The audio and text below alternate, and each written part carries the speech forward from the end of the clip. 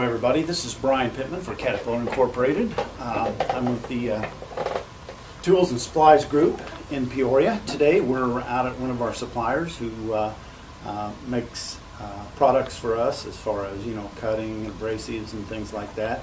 They make them to our specs and they do a very, very good job, and we have less than 0.1% of defects. And today, you know, we always talk about safety, and we'll get to that here in a minute, but we're going to talk about cutoff wheels today. Cutoff wheels can actually be very, very, very harmful to you. They can be very dangerous. If you're not using guards on your grinders, if you try to redo the hole here to fit a different type of arbor, you can't do that. You need to have a good backing plate. In this case, you could have something along the lines of this.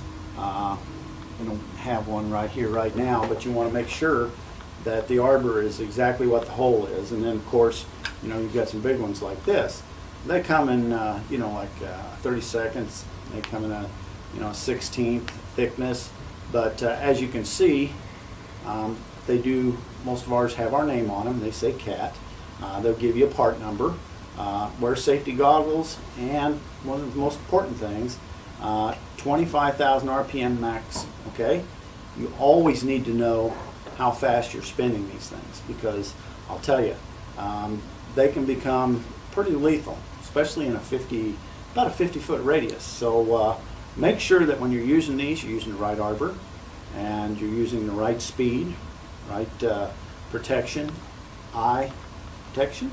I don't have any on right now because I'm not, you know, using them, but make sure you get. A lot of times the gloves would probably be a preferable item to have also, but that's what you got to do as far as safety goes.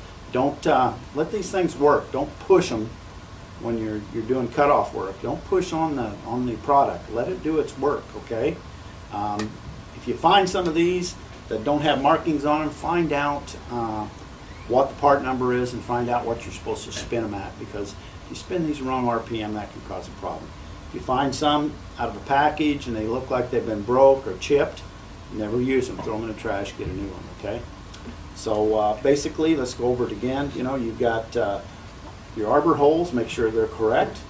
Make sure you got the right backer on there, and make sure you've got something on there to hold it on. And you always want to make sure that you are safe at all times. And before I leave, let's talk about these for a second. This one right here is what we call a stationary chop saw blade. So everybody that has a chop saw out there, we offer these. Part number is a 1U6810. And then this big bad boy here is a hose cutting wheel. Its part number is 1748912.